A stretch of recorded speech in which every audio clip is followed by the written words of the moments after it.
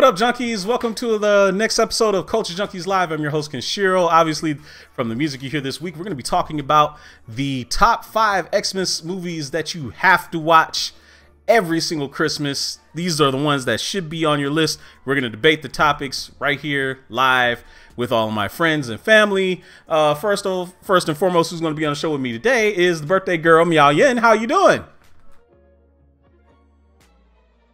Oh, she's just gonna sit there and not say nothing. I am doing fine. I am doing quite well. And yes, I sit here with glasses on. Because she's 2 sheets to the wind drinking for her birthday. So she's all bloodshot eyes and all of that. 1 sheet, Jeez, just one. Don't accelerate the process. Don't accelerate the process. What she doesn't want y'all to know is that she's already started over after getting it in a little bit earlier today. So now she's on her second wind, I guess she wants to say. It's a celebration, everyone. Yeah, it's a celebration. Sure. Right. So who else is joining the show but Mr. Jolly himself, Mr. GQ. How you doing, bro? I'm doing well. Christmas is coming. It's right around the corner. Sure is. So, hey, I'm here. My head is black like it should be. Yeah, because your black heart, your damn Grinch. Yeah. Black cold, heart. Man. Cold. Yeah, nothing but coal in your stocking. Right. Anyway, Fallen Marvel is also joining the show. What's up, brother, man? What is up, everybody? I am in a bit of a joyous mood, so happy holidays to everybody and all that sort of rot. Right on. And last but not least is the great Dadakushi. How you doing, bro? Hello, everybody. I mean, such a somber mood. I mean, what is that? It's like, hello, everybody. You're saying that Miao Yin was 3 sheets to the wind. I had 2 of these already, so I'm What is everybody drinking their eggnog early or what? What is going on? It's a celebration. Mm-hmm. Celebration. Oh, okay. Right. So, what's everybody drinking since we in such a festive and party and drinking mood? What's everybody drinking today? I just polished off the bottle of rum we had for the eggnog. I didn't drink any eggnog because eggnog is great by itself. You don't need alcohol for it with it. Mm-hmm. Said nobody ever. I mean, really. You always have spiked eggnog. You always have your spiked eggnog. Come on now. I'm drinking mimosas, champagne for all. Mike and Alice, they getting their partying on. They got Irish mules on deck. Why don't y'all save me one? Is it nice and cold? Does it taste really good? Irish mules? I mean, I'm partial to Moscow mules, but I'll take any mule that I can get because those things are actually pretty slamming. I ain't gonna front. Those are pretty good. GQ, you're gonna go visit Big Pimpin' Jay for Christmas this year, aren't you? No, you're not. Where that came from? I thought you were gonna go visit him for Christmas in Chicago. No, I might go for New Year's, but I mean, not for Christmas. No hardcore plans. Okay, all right. So, but it looks like we've been good boys and girls because we've been getting nothing but a bunch of gifts, from all of our. Well, okay, maybe not all of us, but we have, as junkies, have been getting a lot of trailers for a lot of good things that we want to see, including the Hellboy trailer, which dropped out today. Mike and Alice are going to go see Jill and Big Pimpin' Jay this weekend. So give our love to them when you go and see them. Make sure you do that for us.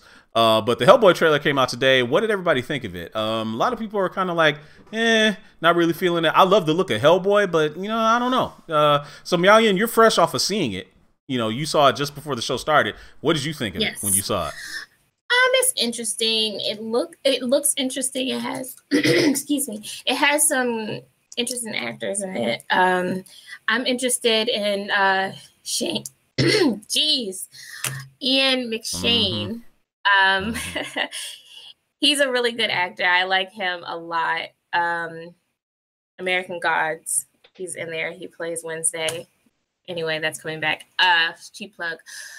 He's going to be in that movie, so I'm sort of interested. But it seems like just another Hellboy movie. So it's nothing that was just like, wow, oh my gosh. So, I don't know. This has been rebooted a couple times already, so I'm kind of already over it. I mean, are we calling this a reboot? Is that what we're calling it? Really? Unless it's continuing a story, which I don't think it is. It's not. It's a reboot complete. Exactly. It's not Ron Perlman, so it's a reboot. It's not Hellboy Part 3. It's. I mean, I guess what I meant to say is that this isn't. I mean, Hellboy hasn't really been rebooted yet. This is like the first time, so. I guess I didn't get where she was saying that, you know, this thing's been rebooted a couple of times. Fine. Okay. So it's a reboot and it's not like a super old film. Let me clear that up. It's a reboot and it's not a super old film. So I'm just kind of like, all right, I guess we need another Hellboy movie. Mike Riley is over there in the chat saying that that gift that he got for GQ can return based off of that hat he's wearing, right? They can just give your gift back since, you know, you wearing a Bah Humbug hat. Everybody loves your hat, by the way. I mean, everybody really does love your hat. I have to admit. It's like it's style. What do you expect? I always have style. Here's the other thing too. Here's the other thing too. Like I think it was, who was it? Tony Young is over on YouTube. Yeah, he was saying that, you know, he looks like New Jack City Christmas right now. Exactly. I love it. Great. I love it. I don't do any holiday the traditional way. Right. I'm sorry. Black is like the best color, and I'm not wearing red and green. Wait. Now, come on now. I know that's Big Dido's favorite color. Thank you. I'm not doing red and green for Christmas. I never will, never have, never will. That's just me, though. That's just me. Dido looks good in green. That's cool for him. I don't see him going out in all red though. I don't know if he's yeah. Even Christmas time coming on around, man. I may wear some green. Doubtful. I did wear a red T-shirt that lit up last Saturday at Christmas party at the community center. I meant to wear my Vader Ugly sweater for the show. I forgot it. Maybe I can go and grab it. You know, it's Vader Ugly. Black all the way though. There's no such thing as ugly Vader. Anything. I'm sorry. Okay. All right.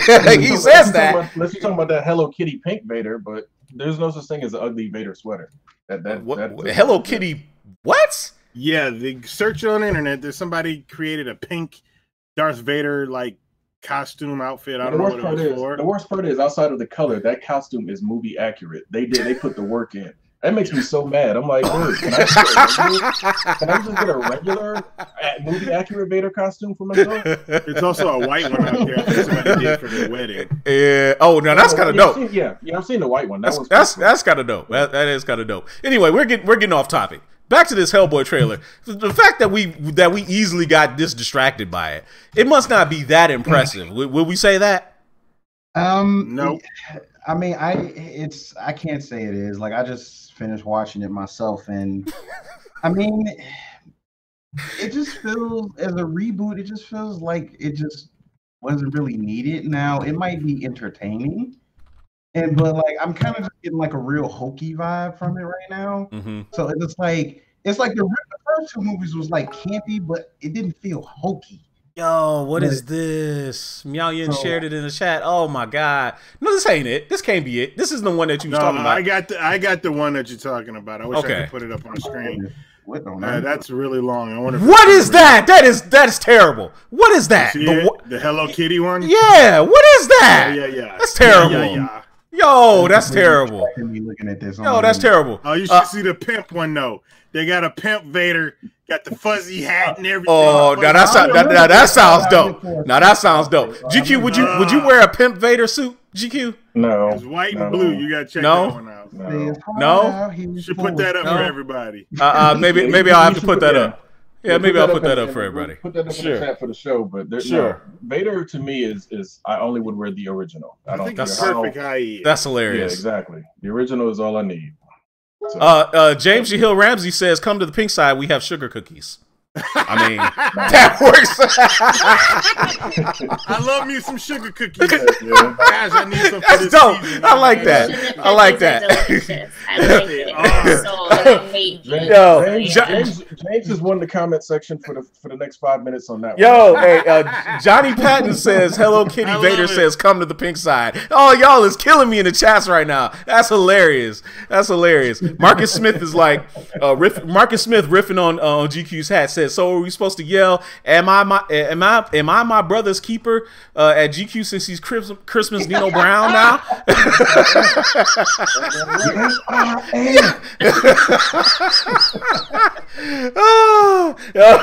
King Takeem. Y'all seem to be repping that as if it was a Christmas thing. That was a Thanksgiving thing. It was giving turkey. Yeah, he was. That's funny. I've seen this. I've seen Pimp Vader. I've seen that. That was really dope. That was really dope. The white Pimp Vader with the blue hat. That was dope. I have to admit. It's a black dude under that costume. For a swerve. What I was gonna say? For a swerve. What if it was a white guy? If it was a white guy in that Pimp Vader costume, all the props. Why you gotta automatically be racial about it? You just oh my God! Not you two. Come on now. Oh my God! Could be like Captain Kangaroo Pimp. Right. Let's see. Captain Kangaroo Pimp. Oh man, that's hilarious. Oh my God, that's funny. So obviously the Hellboy.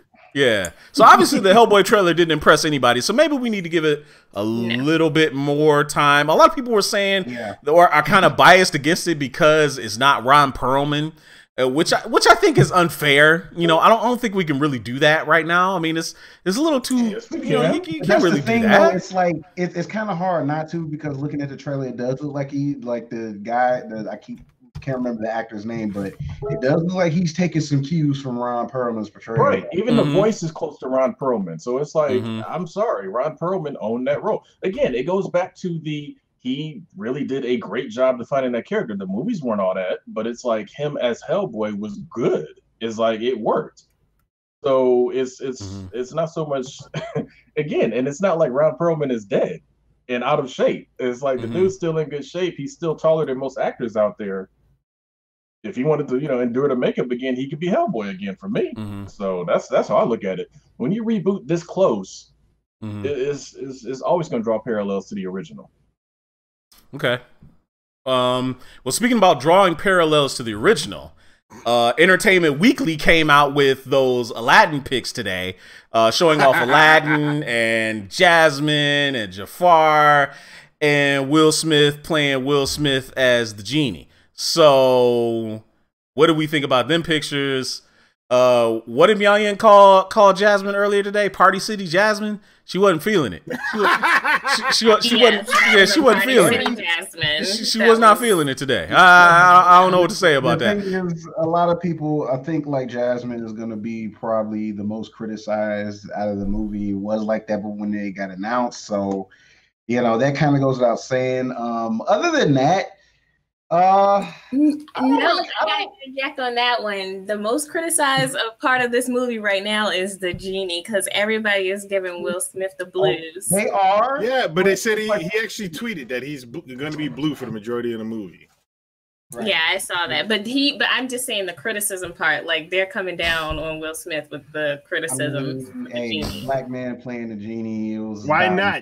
Why not? I'm talking about getting racial. What's wrong with a black man playing the genie? Huh? What's the problem? But let's be real. No, they got people. The Middle East is like comprised of parts of. Some people like to include parts of Africa because you got that sea right there that just separates Africa from Saudi Arabia, which is called Middle East, and black people are all around there. Back in the day, people were mingling like no tomorrow. They didn't care what the hell people look like.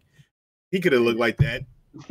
Well, not only that, it is messed up to be putting black people in bondage again, but it is what it is. Because he's a genie, got unlimited powers.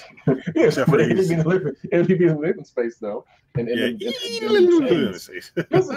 Will Smith is a good pick for it because again, he for whatever people want to say about his acting ability, what he can do fits for this movie. So let's just be real. I'm just being 100% because it's like Robin Williams was phenomenal.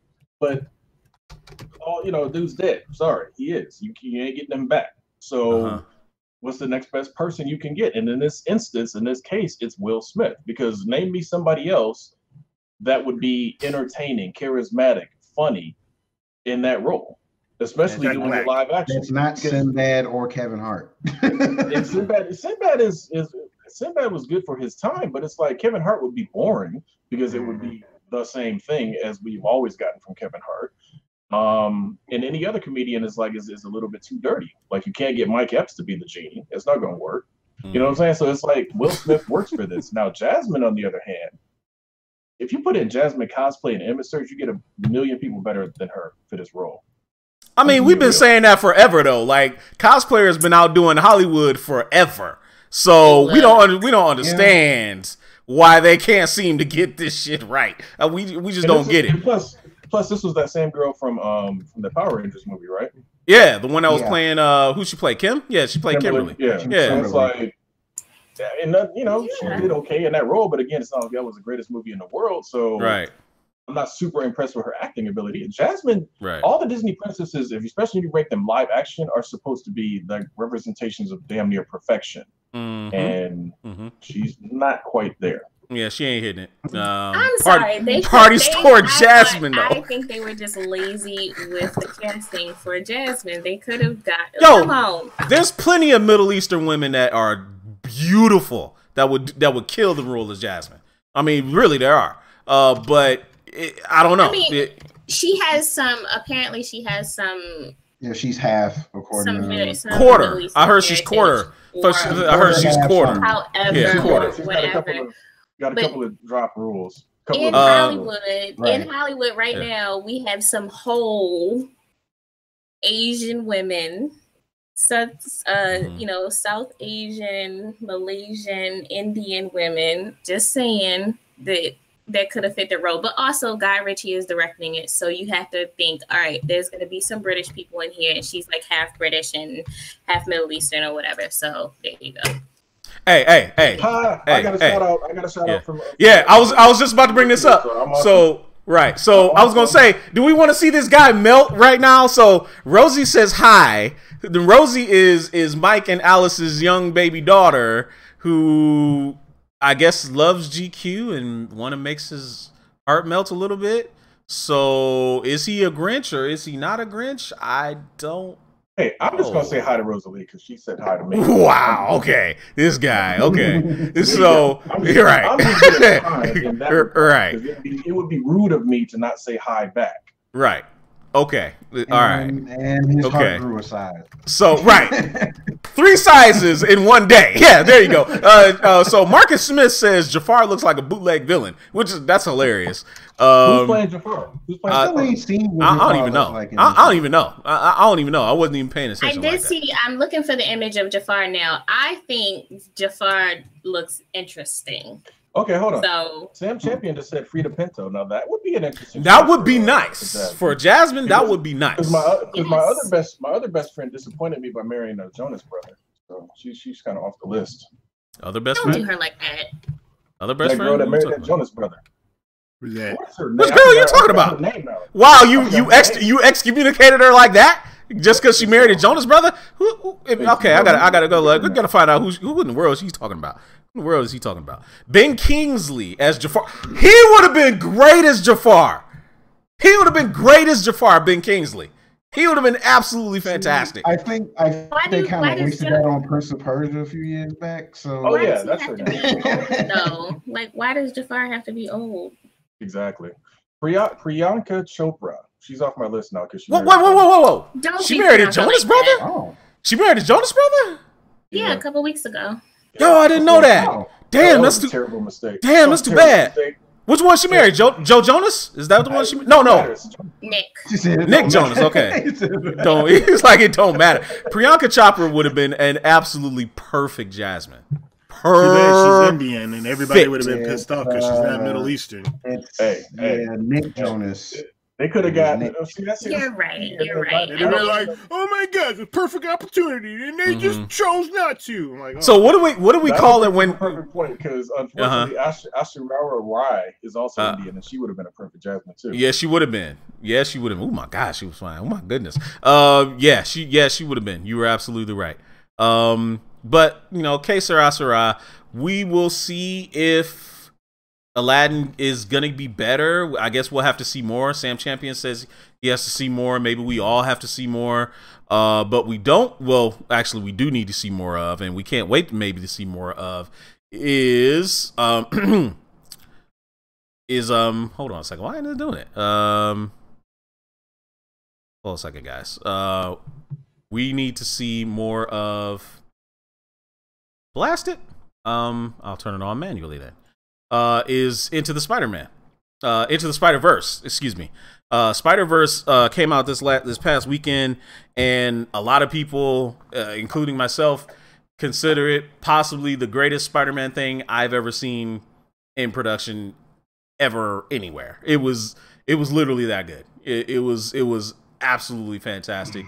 The first outing for Miles Morales, but so I won't speak any more about it. Let's get everybody else's thoughts on it. Miao Yin is excommunicated because she didn't get to go see it. She had a bunch of free time. She chose to use it drinking her day away instead of Don't clock my day. Don't clock my days and hours, sir. Don't clock my days and hours. I'm very surprised. Things to do. The things you should have did was go to see this movie. So, Fallen Marvel, what did you think of this movie when you saw it?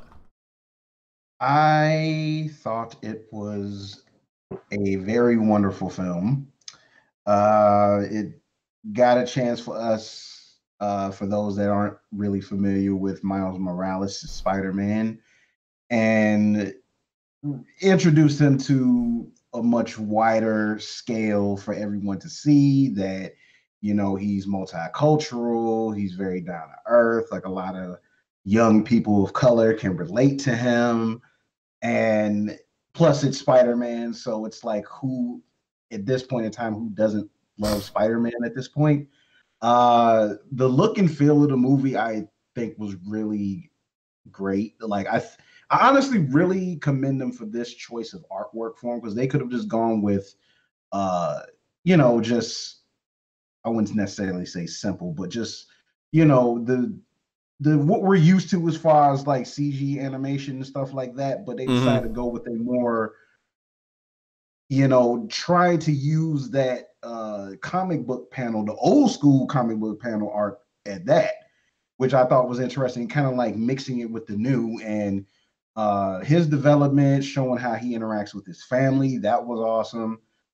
Getting in, you know, seeing the other, you know, different versions of Spider-Man, I thought was kind of dope too. So of course they took some liberties here and there because it's, you know, it's a little different from the Ultimate Spider-Man that you read in the comics. It's slightly different, but overall I thought it was dope. I just wish we probably would have gotten to know a little bit more some of the other villains a little bit more, but they already had a lot going on in this movie, so like I could probably understand why some stuff got cut. But you know, very wonderful film, very, very wonderful. I will say it's a strong argument for it being like a best feature film featuring Spider-Man.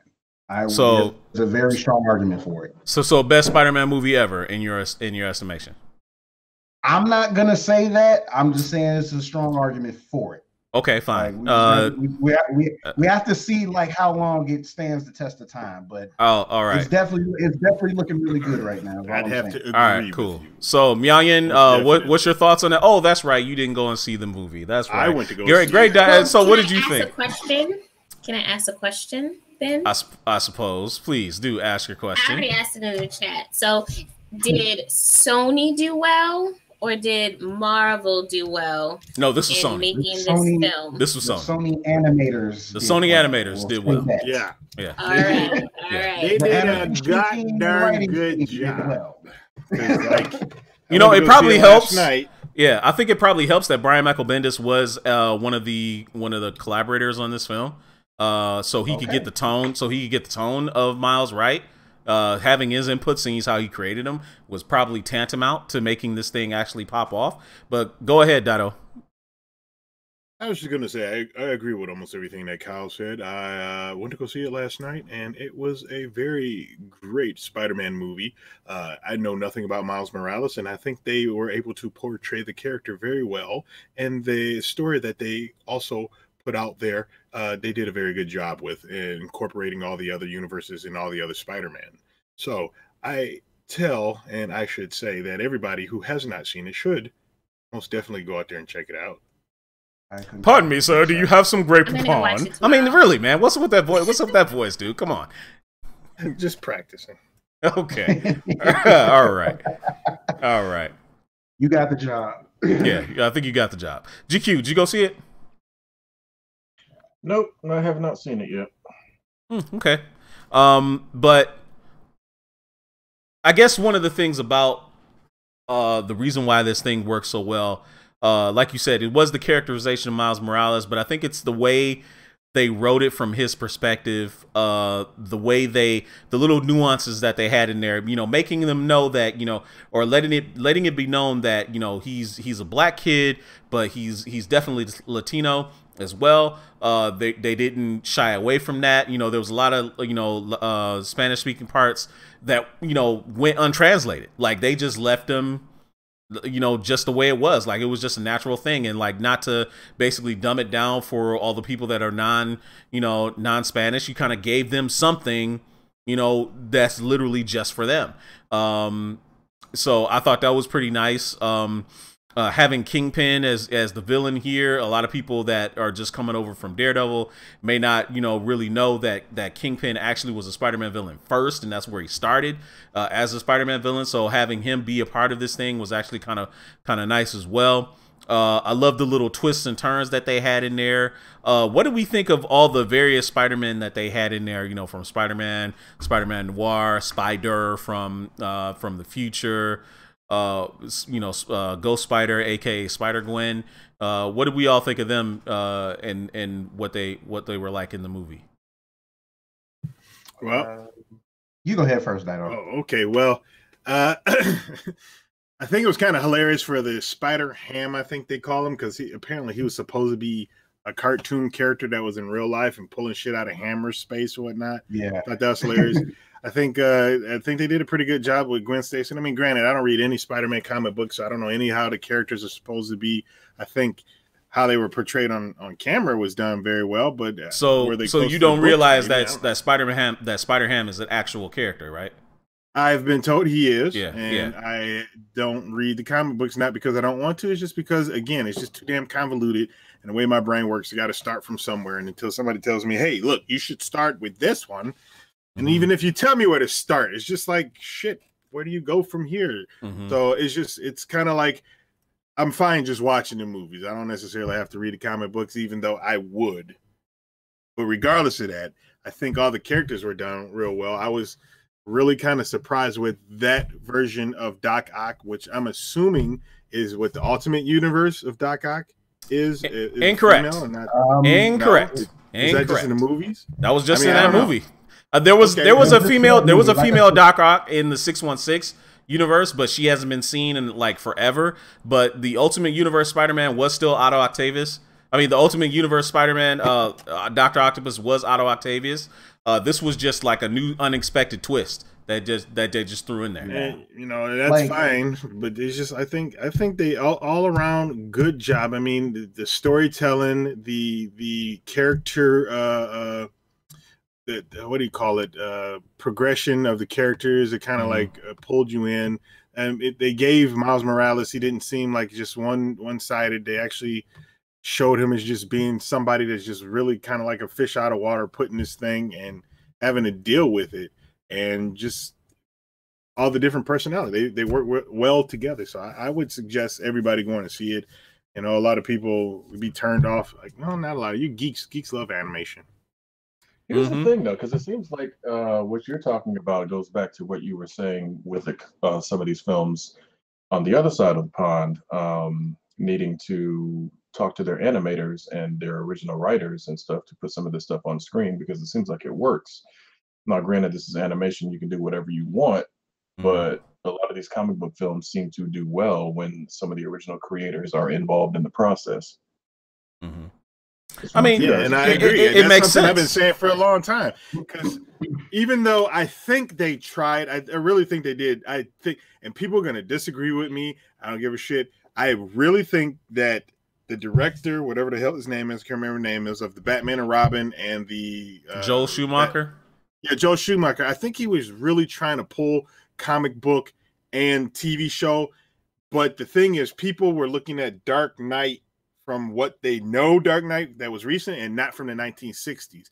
And he was probably pulling from the 1960s and trying to merge it with today, which wasn't really appreciated by that. So I think people did try to pull from the comic books back then, and I guess it didn't work in that aspect. And I don't think they should stop now, because like you can make a movie like how Marvel does, where they take what works and put it into the movies, or you can try, at least I think it'd be able to be like, if that Spider-Man movie was live action, exact same script, you know, I think it still could have worked. But we will never see that, so unless we got another universe where they did it. Real quick though, I think the difference is, because it's like you can always pull from the comics. It's just a matter of how you work that in there. Because like for example, Civil War, they worked in that iconic shot of Cap, you know, putting the shield up and Iron Man shooting a repulsor blast at him.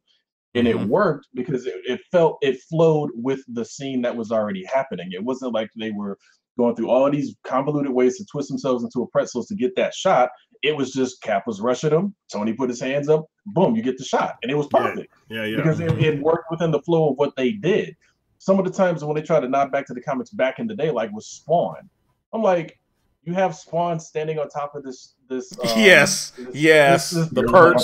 Yes. And I'm like, first of all, weren't you just running from the cops? Literally, this is the next thing you do. You just gonna stand off on a building, just standing there with your cape blowing in the wind. I'm like, it doesn't work. God! And that CGI cape was so bad. That CGI cape was terrible, dude. This big target, yay! Here I am. Yeah, it was terrible. Right. So I mean, I think it's like if you can work it into the scene, cool. But if you just trying to twist yourself into to get that one visual and it doesn't fit what you were just doing, or it doesn't fit the narrative that's going on in the movie, then I think it's dumb. You know, because even like in Batman, when he flew up to the moon to to make the maximum, it was like a slight nuance, but it worked. Yeah, it was like what was going on. It was dumb as hell, because it's like, dude, people are down here dying, and you up here showboating, right? But it's still like, it was like, dude, it looked cool as hell though, and he just dove back down through the clouds. It did. And came straight back, so it looked sweet. But it was like, it was forced, but it worked. Schumacher, when he tried to do stuff, was like, dude, you just put stuff in there just to put it in there, because like the bat skates and all this other stuff is like. So bad. This is why. And Naito's 100% right. He probably grew up watching this. So not grew up. He was watching the show, and he was like, "How am I gonna get this show into this movie?" And that's essentially right. Yeah, because 100%. If that movie script was taken back to the 1960s, when you put Adam West, not change the script, but just change how it looked. Oh, they would have loved it. They would have loved it. 1960s They Adam would have loved it. Everybody would have loved it. Man, that movie was great. Yeah, they would have loved it. Oh yeah, absolutely, real hammy. Yeah, absolutely, they would have loved it. Now, a lot of people, Anthony Mentor brought up, the stinger that was at the end in the after credits. Now, I'll be surprised. I mean, I'll be very upfront. The movie theater that I went to go see it at, the people stayed to the very end, even though they like treated it like it was a Marvel movie, even though it was done by Sony. So they waited to the very, very end, and we got treated to a stinger. To where we saw Miguel O'Hara, Spider-Man 2099, load up, jump through the time stream, says he was going to head back. He jumps all the way back to the Spider-Man cartoon from the 1960s. And you remember that meme where they were pointing back and forth, like, hey, who are you? Are you the Chameleon? Are you this? You that? And they were all pointing back and forth. It was like, it was so funny. It was so funny, man. It was so funny. It's like, hey, was that the original voice actors too? I couldn't tell. It sounded like them. J. Jonah Jameson and the old Spider-Man from back in the day. It was really cool. A really nice nod to some of the history of Spider-Man. I really like this whole movie was like a love letter to Spider-Man in general. That's the way I felt about it. That's the way I felt about it. Just to recommend something for Dido, since he said you don't know where to start, you might as well start from the Spider-Verse arc in 2014. That's a good place to start for you. So you can start there. Yeah, that's not a bad place to start, really. It was actually it was really well done. honestly, we're gonna get ready to get off this topic because I don't want to spend too much more time on it. Time's burning away. But one other thing I wanted to bring up was that the possibility of us getting future installments may be threatened by the rumor that that Apple is circling around Sony possibly to acquire them, which would mean if they acquire at least if Apple buys the Sony Motion Picture Studio, which is something that Sony's been trying to sell off, then the rights will revert back to DC. And that would prevent us from getting Marvel. What in the world? Sorry. I think you just had a senior moment. Wow, maybe I did. That's not a senior moment. That's not a senior moment. He's been shilling for Aquaman so long. Oh man, yeah, yeah. So anyway, the rights may revert back to Marvel and Disney. Almost did it again. Shit. Anyway, boo this man. Yeah, boo this man. Anyway, yeah, I deserve it. So we'll have to see if Apple does end up buying Sony and what will happen from there. But if it prevents us from getting other installments, I would be very sad because honestly, this was such a great movie and I really want to see more, even if that means Sony holding on to the license a little bit nothing longer. is written in stone, and who says true. Even if Disney picks it up that they won't continue what they're already doing? Because remember, Disney likes money. That's swallowed up like everything true. That's true. Okay, so I'm actually glad that that GQ brought it up because the next thing I wanted to talk about was Arthur Curry and Aquaman, which comes out tomorrow in theaters and had the sneak preview from Amazon Prime this past Saturday. Some of us actually got to go see it. I did not. I was at a Christmas party. I didn't really go and see it. But you know, it's been making crazy money overseas. It pulled in almost $3 million in one showing on one night last weekend, which was good enough to get it to unofficially the 10th spot on the box office list. So all the signs say that this movie is going to be, you know, bananas for Warner Brothers / DC. So I wanted to ask the question, could this possibly be the long awaited turning point for DC films? Yes, it is. Yes. Why? Well, of course, let's elaborate. Of course, why is because over the years you have seen DC struggle. Though you have some fans out there who apparently still like Man of Steel and Batman v Superman, you know who you are. And they have been trying to stop with the realism because I think that's what's been hurting them. Christopher Nolan, really, in my honest opinion, hurt him because he kept doing all that realism. He had some great shots, some great storylines, mainly the second movie. But Marvel didn't do any of that stuff. They were out there making a comic book movie. They were out there making their characters fun and exciting for the most part. And, you know, you see what they got. So they're going to have to do that. But they can't do that with everybody because if Arthur, what's his name, Curry or whatever the fuck Aquaman's name is, if he's going to be like this type of character, you know, everybody can't be stupid silly because I saw the trailer for Shazam coming up and that looks like it's going to be.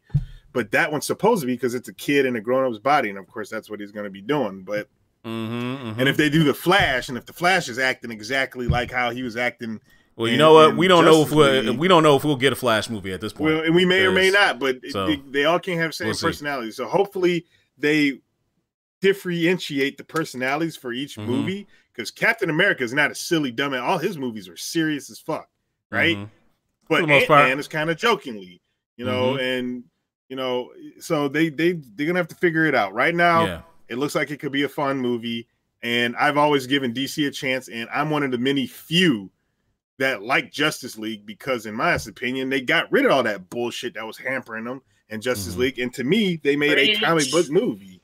Well, I think you hit the nail on the head, and a lot of people that have seen the movie already, whether it be overseas or even saw the preview on Saturday night, they said the reason why this movie works for them is because it's fun.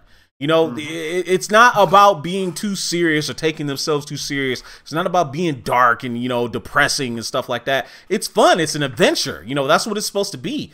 You know, and the chemistry that Momoa and Amber Heard have as Aquaman and Mira, you know, it displays on the screen very well. You know, it's a very vibrant world. They say some of the effects may be a little bit over the top, but you know, for the most part, the story isn't too detracting, you know, from the narrative or from even the enjoyment of the film. It's a wild ride, and people love wild rides. They go to the movies to be entertained. They don't go to the movies to be dragged down and depressed. Batman and Superman. Hello. Mm-hmm. You know, so Superman shouldn't be depressing ever. He's never. Well, there's a delicate balance on that, because I was talking to somebody about that yesterday. Superman being essentially wanting to be Batman, and his movie was annoying. But here's my problem. I had a huge problem with the reversal of Batman in Justice League. Oh yeah, too jokey. Yeah, it was like, hold on. You went from giving me the best live action Batman fight at the end of that movie to Batman giving one-liners and jokes. I'm like, you gotta figure out which one way or the other. So that's my one drawback for Justice League, is I don't like how Batman just changed tone. So just complete 180. It's like, dude, I get that Superman gives him hope and you know, things can turn around, but that 180 was too much. I'm like, okay, this is. Well, Father Marvel, did you say something? Because where I heard you say something, Father Marvel. I said, like, talking about how Batman did the 180. I was like, so did the rest of the world, because apparently everyone loves Superman. Yeah, that was cheesy. Dead, apparently, that was real cheesy. They went from calling this man. They went from calling this man into Congress to testify. Yeah. Oh, the world misses Superman. I mean, come on, that was so bad. Come on, y'all don't think we live in that world? No, we do not like that. No, that type of world. No, yes, we do. Yeah, but they didn't. But they didn't earn it. That's the thing. They didn't earn that. They treated him like trash. They treated him like trash the entire movie, and then they're gonna go from, oh well, we miss Superman. Like, dude, y'all was trashing him. Are you kidding me? You know. Anyway, whatever. Let's just be real. She's 100% right, because essentially that's the Michael Jackson treatment too. Because Michael Jackson got treated the same way. Here in the States, we kind of gave him crap because, you know, everybody was thinking he was messing with kids and all that. The world over, that man was a god. So, well, I guess maybe it depends. It depends on who you was talking to. I was never down on Mike like that. But there is a lot of parallels with that what they were trying to do with that. Now, was it cheesy? Yes, it was, but it has some parallels to the real world, because most, especially us Americans, I love us, but we don't appreciate stuff until it's gone a lot of the time. So anyway, moving on to Aquaman.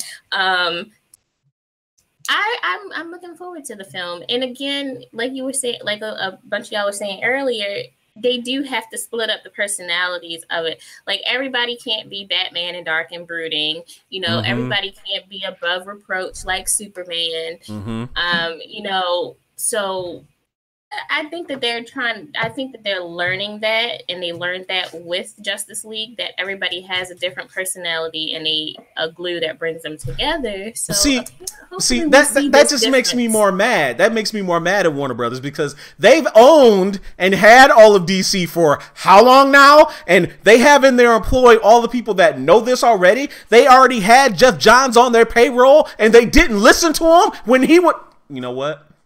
You yelling at us like we about to make this decision. Like, look, he's directing it toward the execs. He's not yelling at us. No, I get that. But I'm saying you hollering like, but you're saying it like we all know this. We're all fans. We all know this. Yeah. And the thing is, I think that they are starting to listen to those internal people too, because I'm not going to sit here and think that they've had these things for all this time, and they were just like, well, you know what? Out of the blue. No, now they're starting to listen to people because there's a better market for it. So they're just like... It's also the market, but also some of these older executives are starting to finally retire or die. That part too. Die, hopefully. That's a really big part of it, because a lot of them are what's holding it back. They're so old in the movies, and movies got to be done this way. It's like, now times have changed. Even Dido and I were talking about even marketing. Like, I have a degree in marketing. Marketing has completely changed. Lots of principles are there, but a lot of it is different now. So, I mean, I think a lot of these movie execs and studio execs have to understand is like the film industry has passed your style by decades ago. You got to catch up with it if you want to stay in the game and make money. Right. Right. Right. That's absolutely true.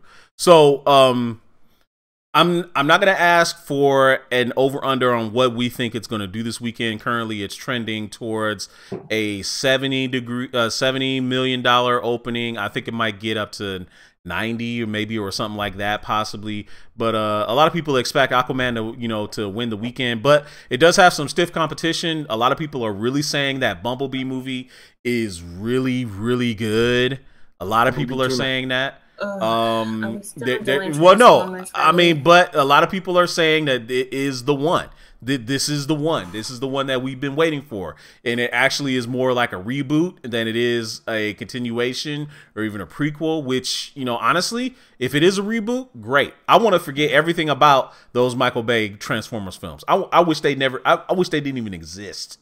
The first honestly, one is still great. The third one is still great. I don't care what anybody. I mean, says. yeah, the first one is great. The third one is pretty great, but I mean, if you were to tell me that we were gonna get the G1 style Transformers like they are in this movie moving forward, I'd forget those in a heartbeat. But that's ask you this question. Can I do a quick shout out? Just a quick shout out. My best friend is tuning in. Hi, Tanita. Thank you. Hey, how are you doing? Like and share, please. Like, anyway, I mean, Doc, how desperate do you sound? But anyway, that's great. Come over here and wash your windows if you share. I'm just joking.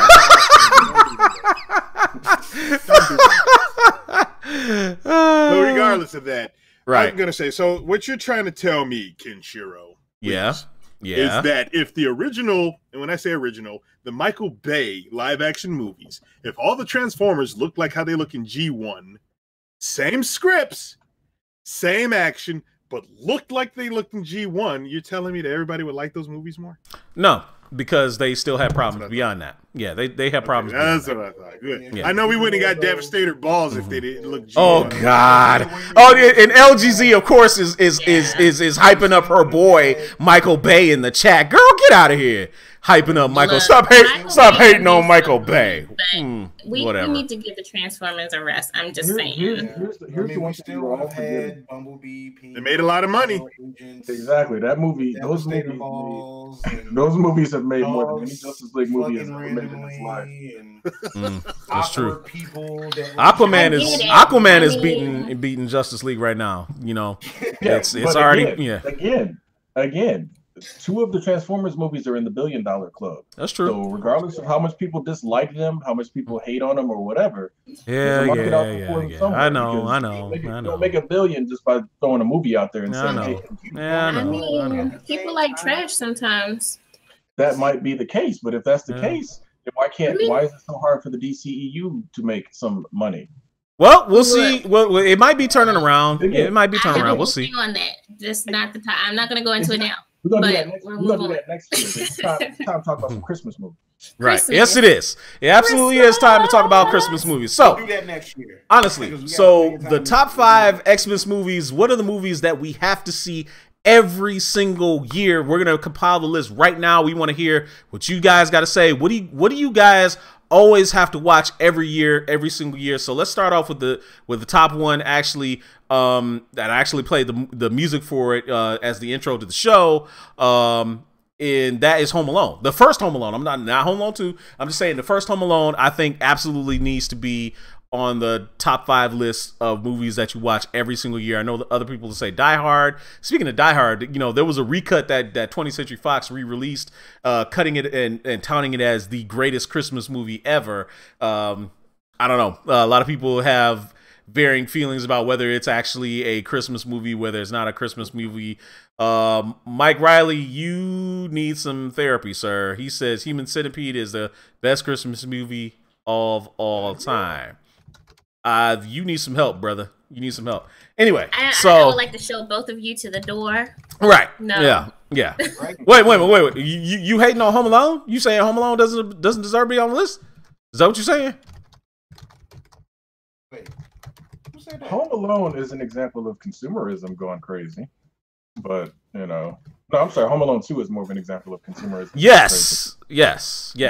That's why I wouldn't put it on the list. Home Alone 1, I would put on the list. It's pretty cool.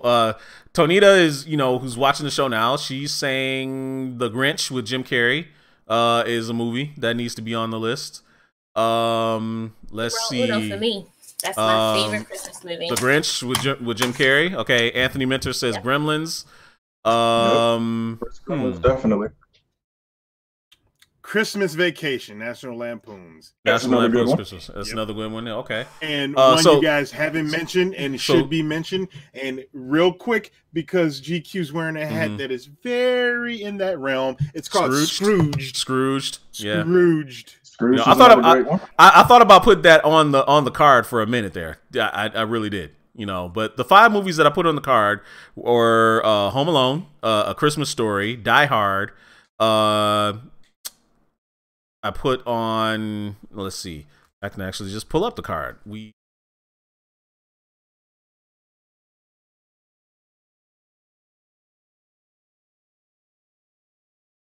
Yes. What's the motion? To remove one movie from existence, and that is a Christmas movie. No, absolutely not. A Christmas Story. Christmas Story. Absolutely. I've never seen it. You never seen A Christmas Story? I actually did see it a few. It's a terrible film. I mean, for a lot of people, it is a classic. I don't know. Can we bury it somewhere in Nevada and never talk about it again? I don't know, man. We'll see. I don't know. On my list. Batman Returns. A lot of people say. Let's see. Scrooged. Alice Riley says Love Actually. That's out there. I wouldn't have thought about that one, but okay. Yeah, I know a lot of people love that. Here's the thing. Christmas Story is really mainly famous for that lamp and for him getting his tongue stuck on the light bulb. Yes. Yeah, that's true. That is very true. Yes. That's pretty much Those are the 2 things I do know of, and I've never seen that movie. Now y'all getting crazy. LGZ saying Kiss Saves Santa. What? Really? Come on now. Wow. Bad Santa, yeah. Wow. Bad Santa is actually on my list. Come on now. That's my top 5. I love that film. Come on, be serious, people. We need to create a real list. We need to create a real list that we can. Come on. These are movies you want to watch around Christmas, man. Okay, all right. I have 5 good ones. 5 good ones. It's How the Grinch Stole Christmas with Jim Carrey, the 2000 version. Okay. A Nightmare Before Christmas, Jingle All the Way, Bad Santa, and Die Hard, with the honorable mention being Batman Returns and Gremlins. I never liked the first Gremlins movie like that. I don't know. A lot of people are saying Tornado is saying Christmas with the Cranks is hilarious. Actually, that was a really funny movie. It's a Wonderful Life. Honestly, that movie is boring. honestly, Johnny, we're saying, and Tony Young, we're talking. We're talking. Tony Young, we're talking about movies, not necessarily TV specials. That's why you won't see. City. That's why you won't see like Charlie Brown's Christmas or Frosted Snowman or anything like that on there.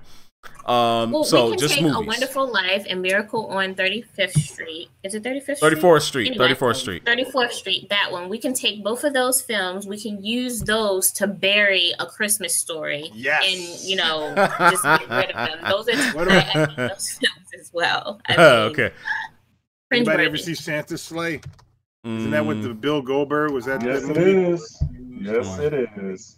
Anybody see that movie? I never seen it, but I want to see. Never saw it. So if we're creating like a top 5 greatest list that we're gonna make a video out of, obviously we'd have to pick ones that obviously are gonna get picked over and over again. I've seen a lot of people say Scrooged. I've seen a lot of people say Jingle All the Way. A lot of people seem to, when we say those are unanimous as 5 movies that 2 movies that we put on the top 5. Anybody else say no to those movies, Scrooged or Jingle All the Way on the panel? Anybody?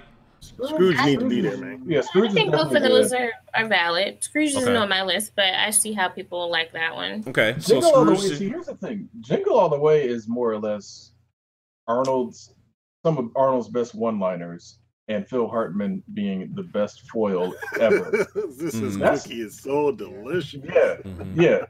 I think that's why Jingle All the Way stays in my head, because it's so quotable. But as far as like being a Christmas movie, it's really just more or less like it's the Talk Boy sensation put into a movie. It's essentially that's all it is. It's the Tickle Me Elmo, Talk Boy, Hatchimals, Nintendo Classic thing put into a movie. That's all it is the chase. But the whole interaction between Phil Hartman and Arnold and put the cookie down and all, it's like the movie is put the cookie down. So I think to me that's the only reason it even gets mentioned. I don't really see it as a great Christmas movie though. And I mean, granted, it's a Christmas movie, but I don't see it as outside of its quotability. I don't think it's that good of a movie though. I mean, but these are movies that you definitely will watch every single Christmas. Like you have to watch it. That's a movie that Best Buy only puts out at Christmas. That's the only reason to me it's a Christmas movie. It's like if I can find that year round, because I actually do like that movie. It's just. But it's not must watch to you. So you'd say no to Jingle All the Way. If you had your druthers, you'd say I mean, other people are going to have their opinion on it. No, that's fine. That's fine. That's fine. A lot of people would put other people would put maybe Four Christmases. A lot of people, like that movie, whether it's Vince Vaughn and Kristen Bell. I think a lot of people like that movie as well. Oh, wait, before we go too far, are we definitely putting Die Hard on the list? Like Die Hard, you have to watch it every single Christmas. Die Hard. Die Hard is the Christmas movie. Yeah, I mean, I would definitely say. Okay. I wouldn't take it. Die Hard is specifically on, and like even though people harp on the second one, I still get a kick out of watching the second. Oh my God! Somebody said Ernest Saves Christmas. Anthony, what's wrong with you, man? Can I please tell Tony Young, please exit stage right with the preacher's wife? Really? Is that what we're doing here today? You got something against Whitney Houston? Huh? I love Whitney Houston, but got something against Denzel Washington? Huh? Don't try to turn this background on me. Huh? Got a problem? Don't do that. Also, I would like to give a shout out to Greg Randall. That's my best friend's husband. All right. Oh, look at that. All right. Hey, see, now you need to come on the show every week and stop teasing me. Every time you say you're gonna be on, you need to just go ahead and be on if you're gonna bring people with you. Just come on now. I'm trying. I was in school. Come on now. Johnny Patton says "Coming to America." Alice Riley's got a good one. Alice Riley's got a good one. It's a winter movie. I think it's more of a winter movie, it's more of a winter movie. I wouldn't say, yeah. So Sharita Jackson throwing in a curveball in anime movie Tokyo Godfathers, which I wasn't expecting that one. That's actually a pretty good choice.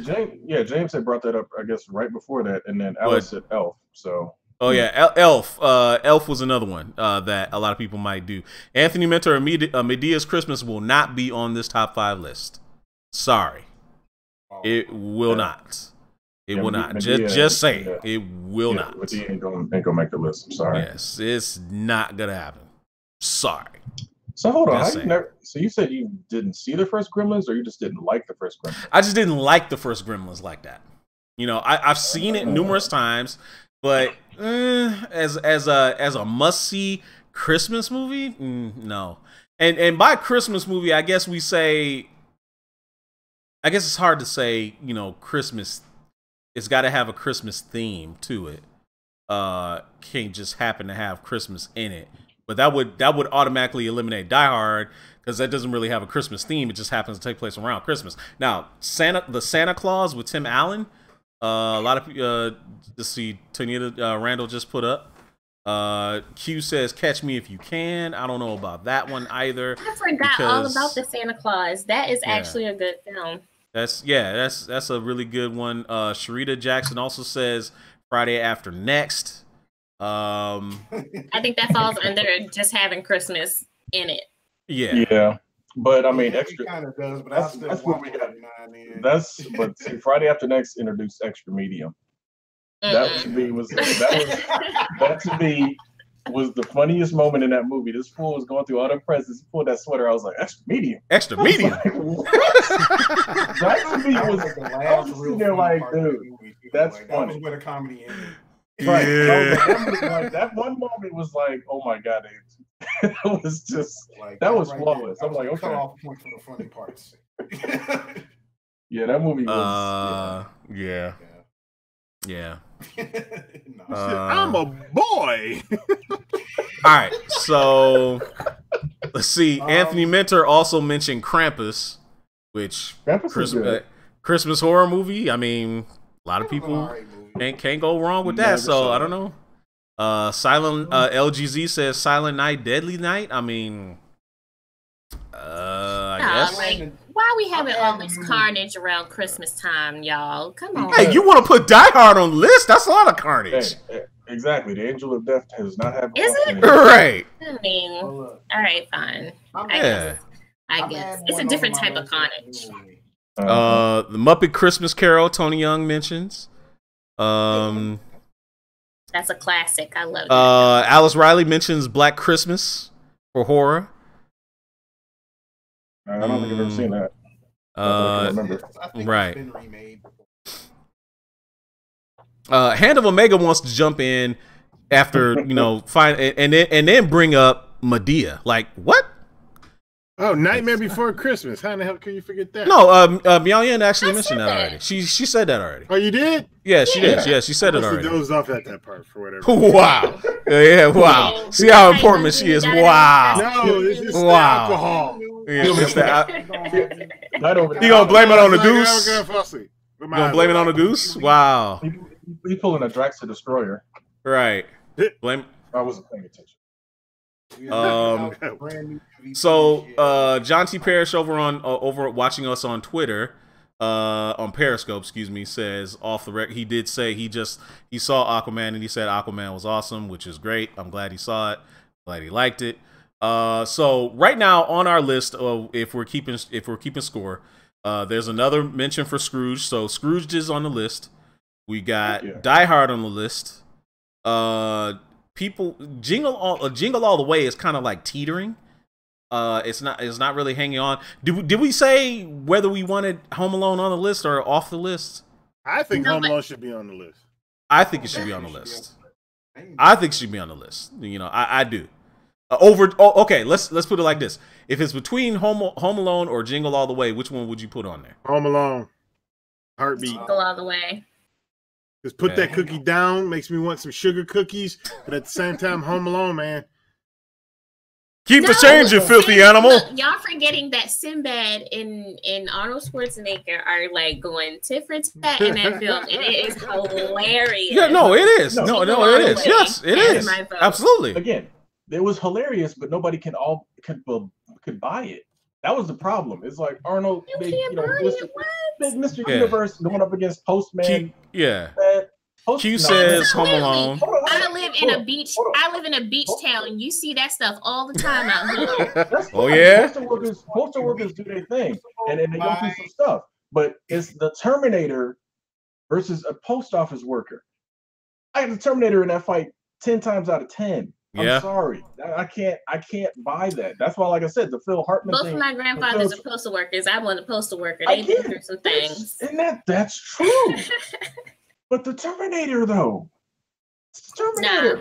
Nah, I have faith in the U.S. postal system. Like I said, I like Phil Hartman because Phil Hartman was hilarious in that movie, and he was trying to get my man's wife. He was trying to get my man's wife any way he could.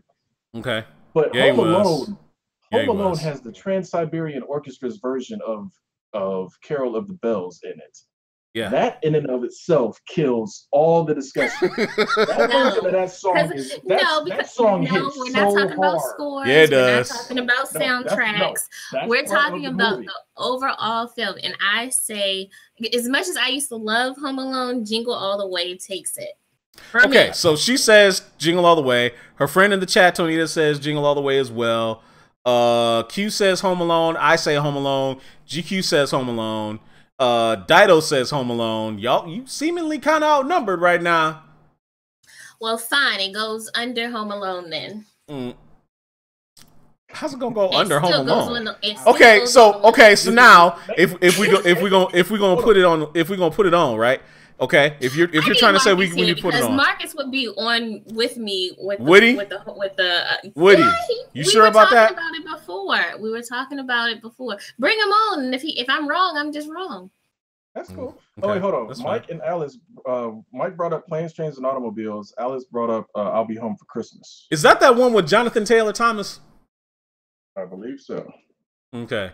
John T. Parrish says Home Alone is king over on Periscope. So it sounded like Home Alone is going to take that third spot. So if we're going to say Scrooge, so we have Scrooge, Die Hard, Home Alone.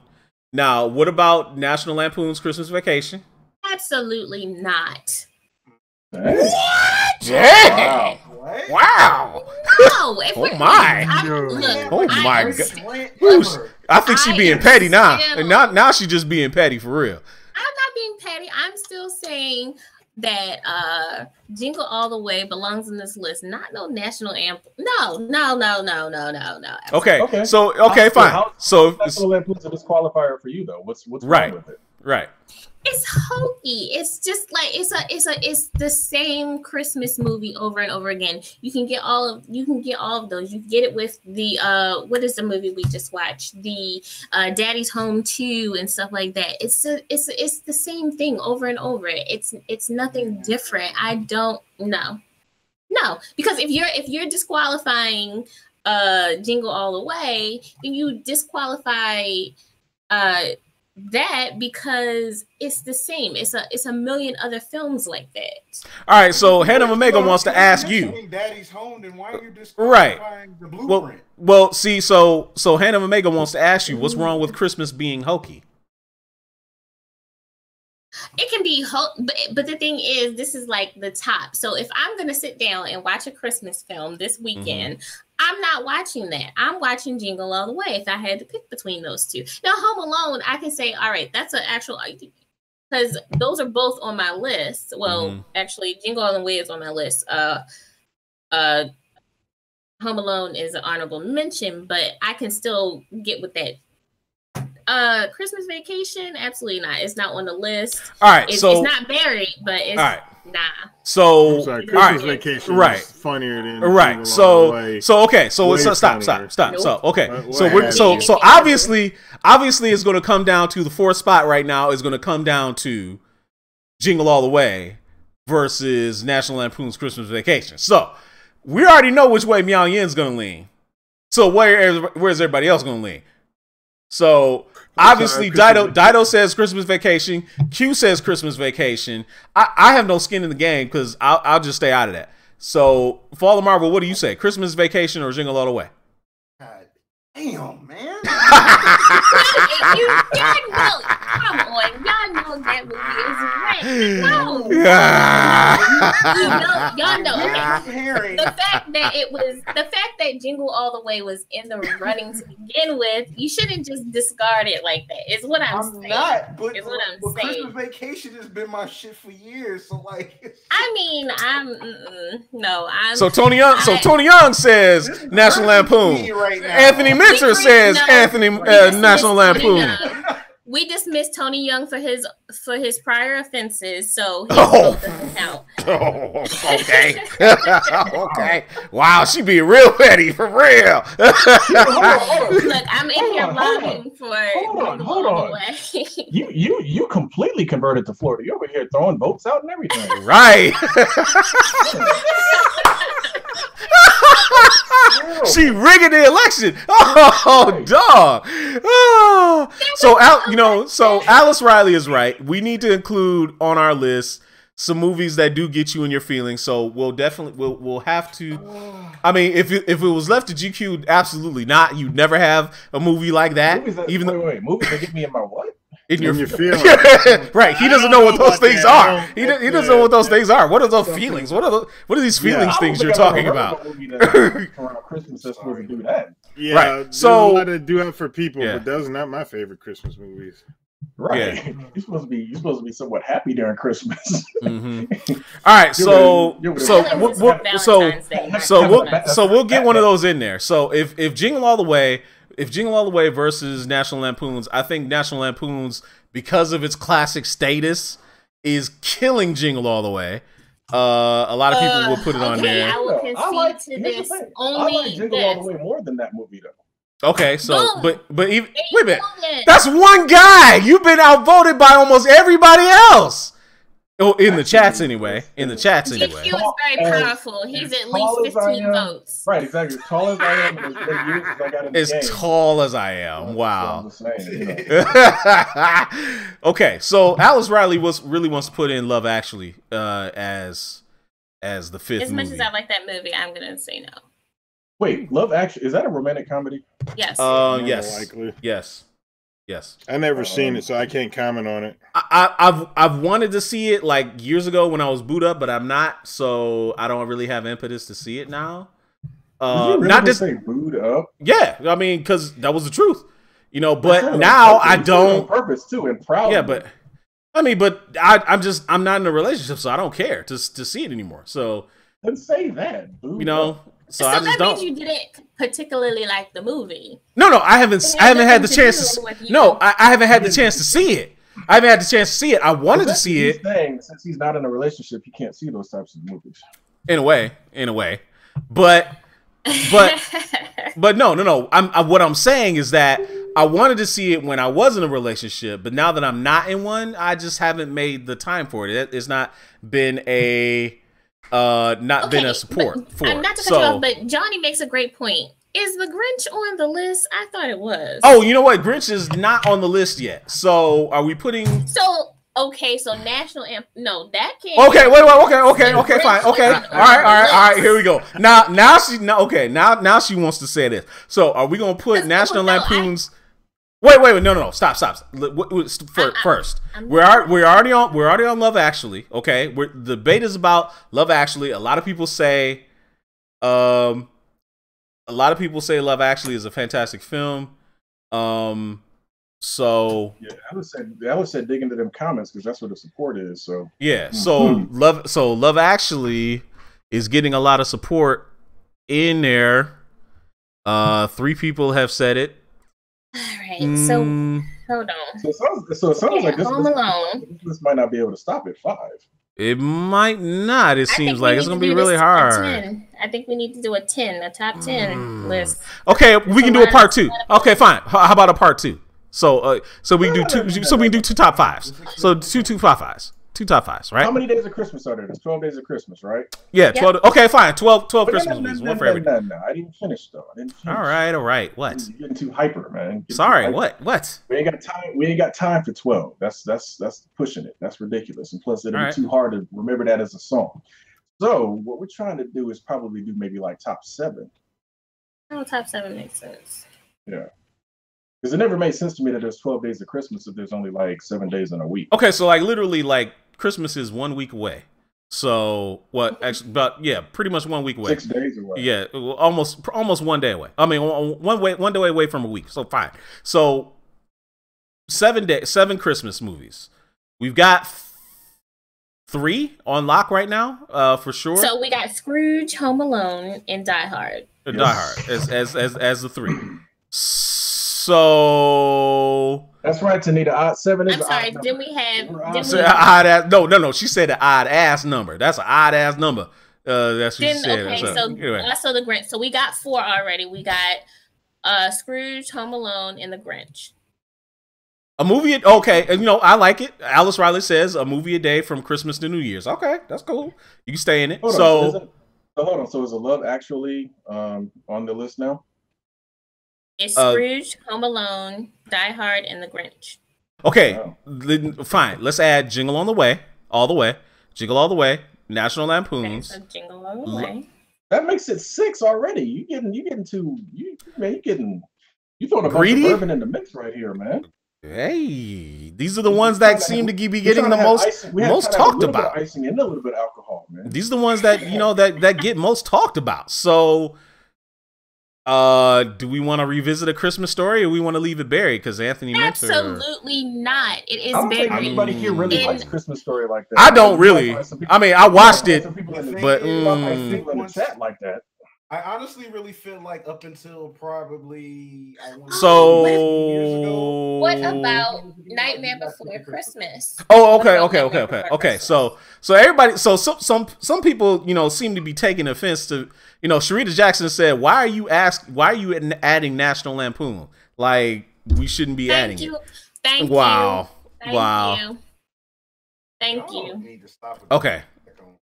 Ain't no disrespect. It's realism. Realism. Chevy Chase, go sit your ass down somewhere. No, honey. Wow. I think what it is all honesty, it's an age difference thing. Is that it?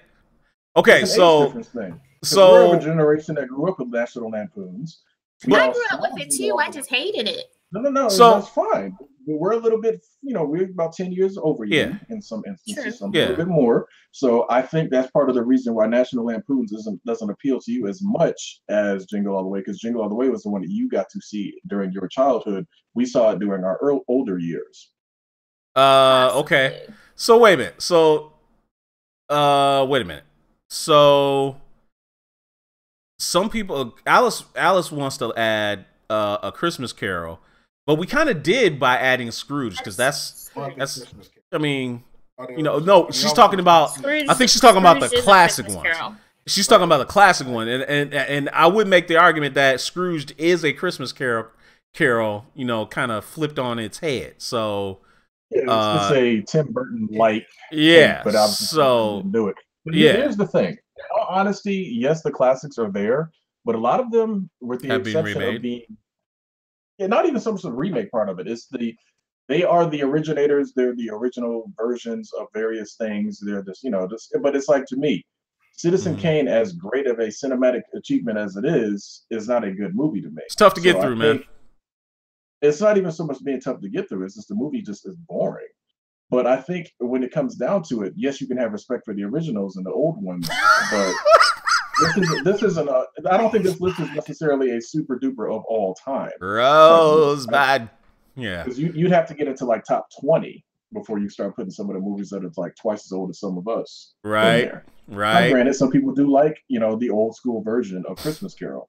I prefer the one with Bill Murray and the angel knocking him out and kicking him in the junk. So Sharita Jackson wants to throw in a Diva Christmas Carol, which is hilarious. That's hilarious. Sharita Jackson wants to throw in a Diva Christmas Carol. Oh my God, that's crazy. No. With Vanessa Williams. It was interesting. That's funny. What was this? That's funny. It was with Vanessa Williams. So that means it was a musical? You mean the female? You talking about like the female? Do you know? Carol version of it? Do you know what a diva is, my friend? Vanessa Williams is a woman. No, I know. I meant like the female version of A Christmas Carol is what I was. A Diva Christmas Carol. A Diva Christmas Carol. What does that sound like to you? A Diva Christmas Carol.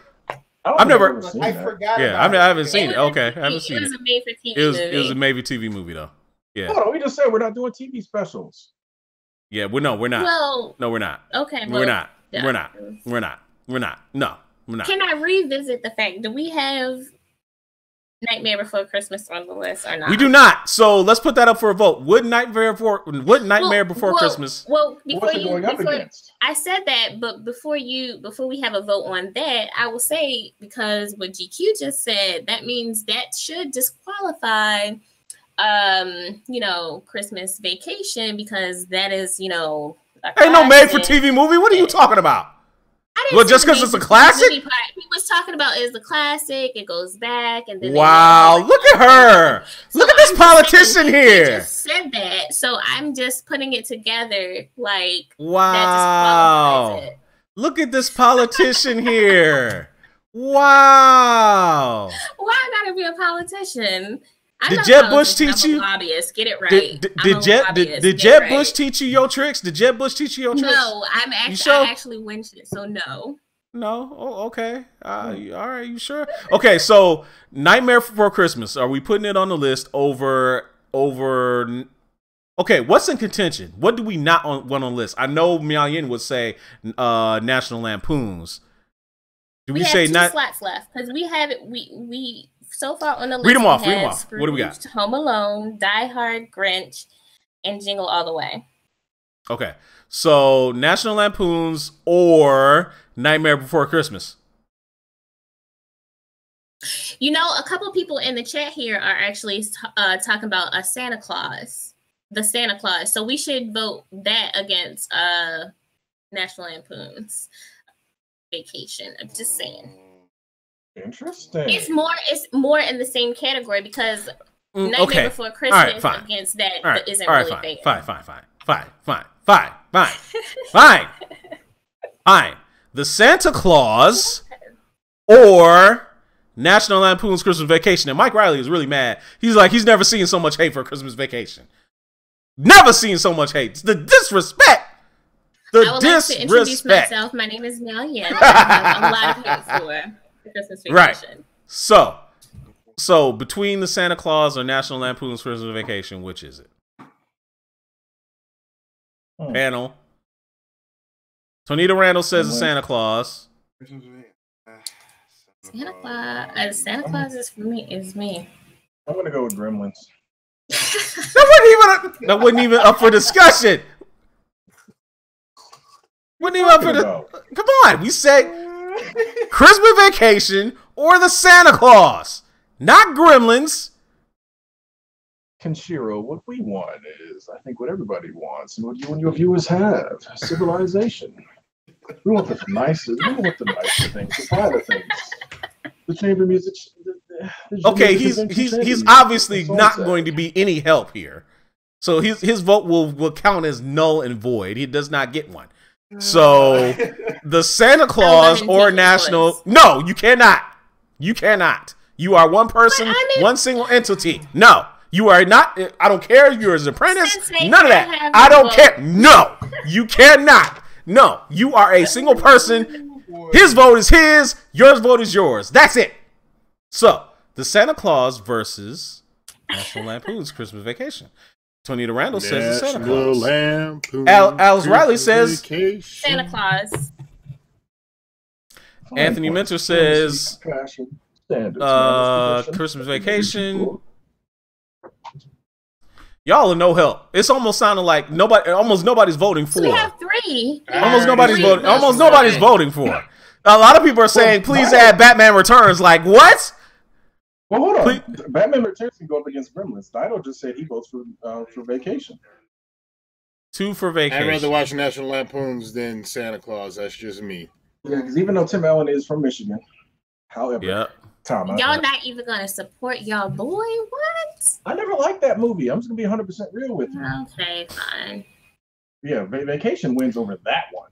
Wow. You know, because Santa Claus. Now Tim Allen did Tool Time and it was great. Introduced us to Penn Henderson, some various it looks like, but you know, it looks like it looks like you're gonna fail again. National Lampoon seems to be pulling away from the Santa Claus. So tell you what. Write it down. Write this down. National Lampoon's Christmas Vacation. Christmas Vacation. Thank you. Because people don't like great stuff. Okay, so now we're gonna go between. Because when he was kicking the hell out of his Christmas decoration, isn't that it? Okay, no. See, they're uprising. They are uprising in the chat. They're saying y'all cheating. Y'all rigging the. How are we cheating? How are we cheating? How are we cheating? We're leaving it up to y'all. Wait, stop. Y'all are two people. Everybody else in the chat is saying National Lampoons. Get out of here. How is that a cheat? How is that a cheat? I tried, y'all. I tried. Yeah, straight up. So Tina's trying to bring up that it's your birthday, so we should give you one. What? She got her vote. She got her vote? Yeah, she did get her vote. She's just been outvoted. That's it. She's from one of the districts. She's from one of the districts in Florida that actually counts votes somehow.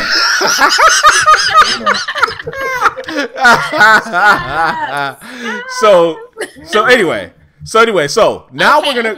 For the last slot. Okay, for the last one, we don't need to do all this voting and craziness. We just need to go ahead and add Nightmare Before Christmas because people have been continuously saying it. But they've also been continuously saying Batman Returns. So why not put I have only seen Batman Return twice. I saw. What? What? I saw. And that's fine. It came out before she was born. No, it didn't. It came out in '92. I was alive and kicking before then. So, all right. So Mike Riley says Nightmare. Alice Riley says Nightmare. Nightmare. Miao Yin says Nightmare. Anthony Mitchell says Gremlins. Get with the program. We're saying Nightmare or Batman Returns. This is a popular vote in the Electoral College. Really, Anthony? Really? And John T. Parrish is right. This should have been a movie tournament. We should have done a bracket for this. You know, honestly, but we didn't. Still can. Nope, too late. Yeah. Too late. Well, it's too late. Can do it. Yeah, it's too late. It's too late. Well, can't do it. That'll be the next one. But hold on. James Ramsey says Batman Returns makes as much sense as Die Hard. Well, Batman Returns, Gremlins, Nightmare Before Christmas, Passion of the Christ. You know, the Passion of the Christ. What? The Passion of the Christ. What? What? Passion of the Christ was an Easter movie. I thought they showed his birth during that movie though. So everybody seems to be overwhelmingly picking Nightmare. So we might as well. Hold on. Just how did y'all forget Temple of Doom? What? All of y'all. What are you talking about? Let's not do Temple this. of Doom takes place during Christmas. Oh wow! Oh my God! Okay, come on now. Let's not do this now. Come on now. Have you never read? You've never read that story. You've never read the book. No, I haven't read the Indiana Jones and Temple of the Book. No, I have not. The opening portion, when he's walking down in a white suit doing his best James Bond impression, happens on Christmas Eve.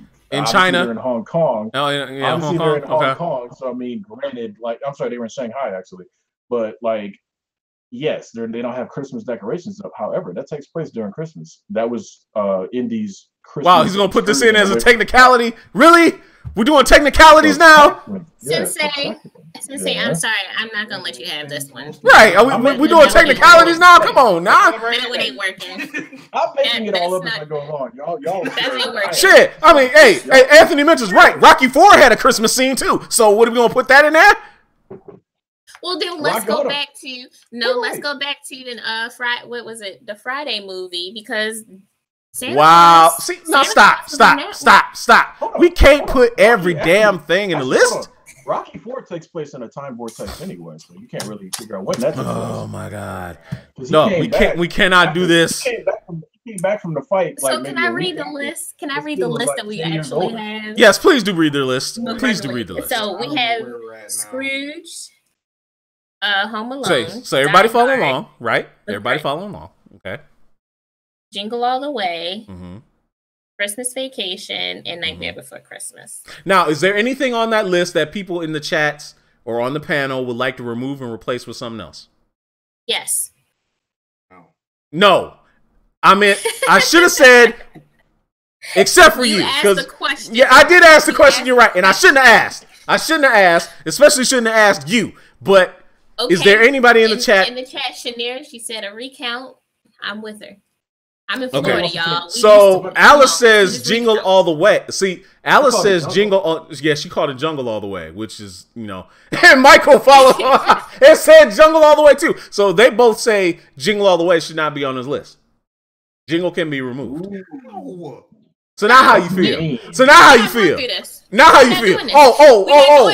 not doing this, right? Shanair also said vacation removed. Shanair also said vacation removed. That's 3. So that means vacation removed too. All right. And that gets us back down to 5. So if we remove these 2 movies, that's 5. If I can change, you can change. Everybody can change. Nice Rocky IV reset. Love it. I'm just saying, if those 2 films are going to be removed, then we have a solid list of 5. Okay. There we go. It's up to you guys. The people have spoken. So we're putting Gremlins in that place? Okay. No. We're trying to get a solid list of 5. All right. That was a nice try. So Anthony Mitchell saying remove vacation and add Gremlins. I don't know. Okay. Chris Chris Kingsbury. Die Hard is on the list. Die Hard is definitely on the list. Yes, sir. Yes, it is. It is on the list. list. Number 3. Number 3 on the list. Yeah. So the Stone Cold locks are Home Alone, Scrooged, Home Alone, Die Hard, and Die Hard, and Grinch. Those 4 have not been contested. The rest of them, well, Jingle All the Way and Christmas Vacation have been wildly contested. Mike Riley says add Gremlins. And Shanera says take off Vacation. I'm with her. You're biased. Of course you're going to say that. How is my girlie not biased? Why am I being singled out here? Okay. What about Rogue One? No, man, no. Rogue One? What does that got to do with Christmas? Anthony Mentor is reclaiming his time. Hold on. Rogue One gave us the greatest gift of all time in the form of that hallway scene. The hallway scene, yes, I understand. But I mean, the White House was decorated like that hallway sequence last year, so I think it should be added to the list. It was genuinely Rogue One all the way. Wait a minute, did you say the White House was decorated like that hallway scene? What?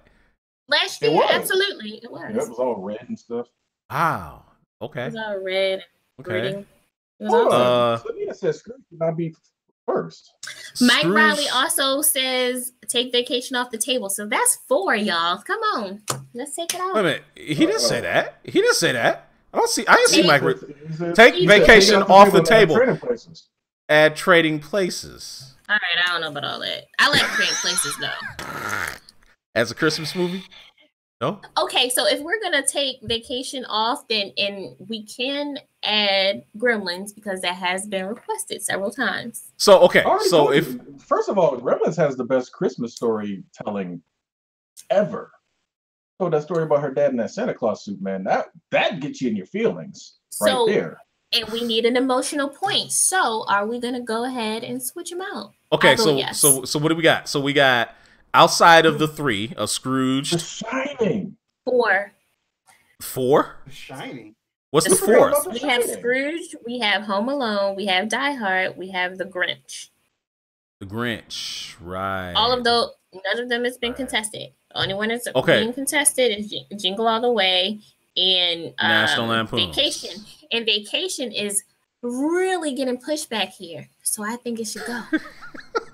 Tonita says our Santa hats are too tight. Take Vacation off.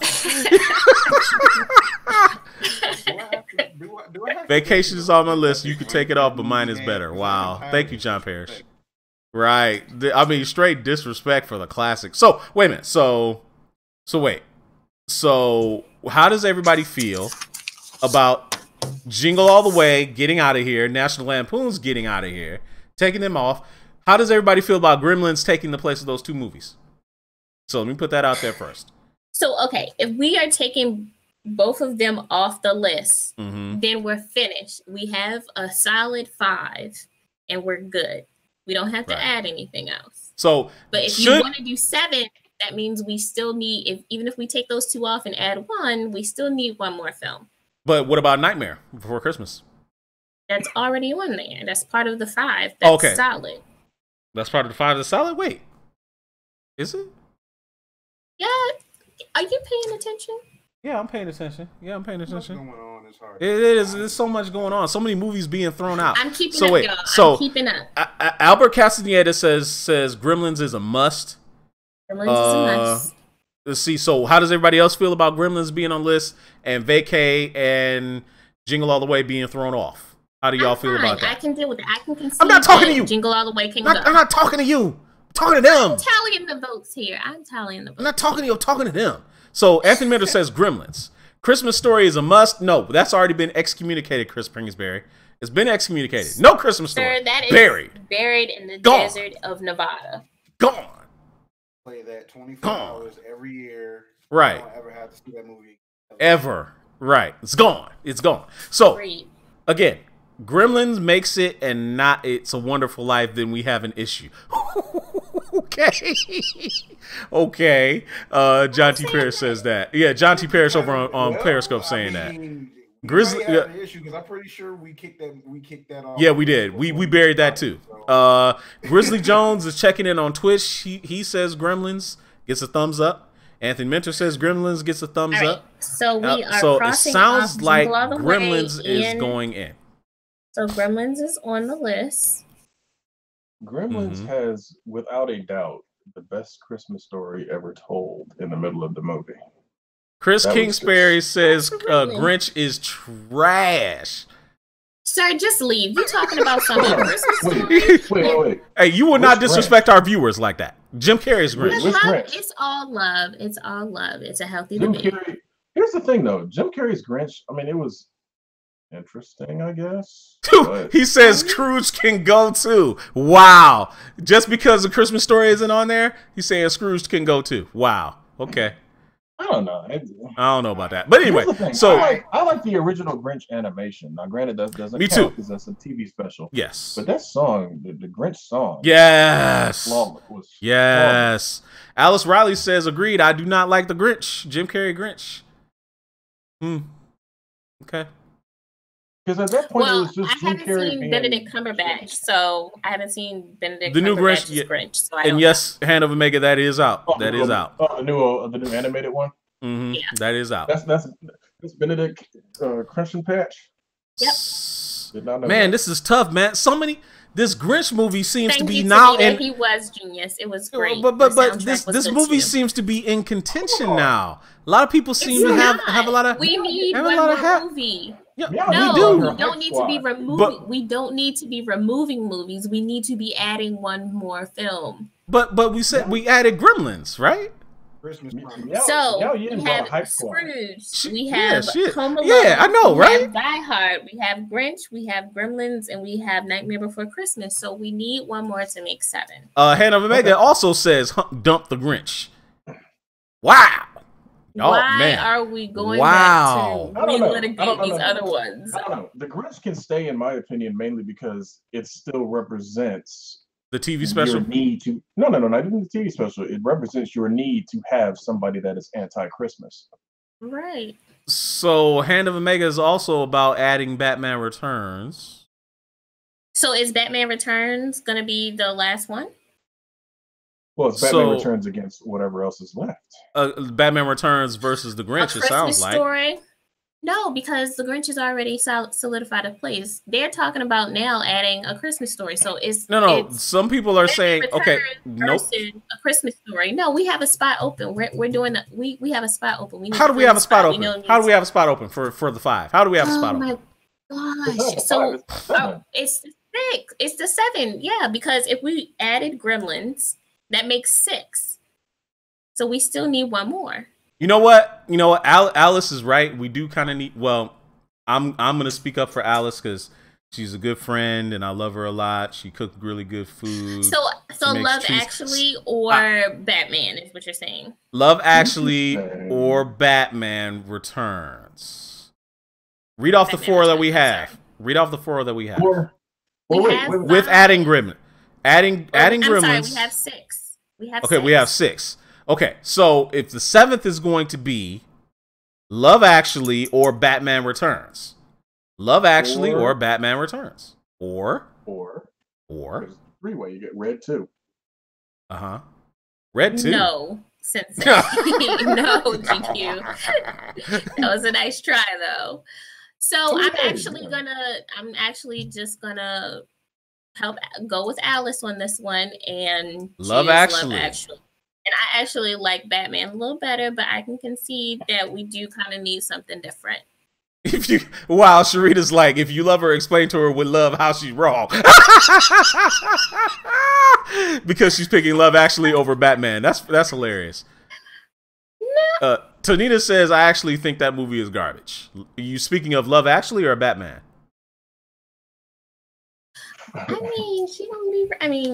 But a lot of people are saying Love Actually. Batman. A lot of people are saying Love Actually, though.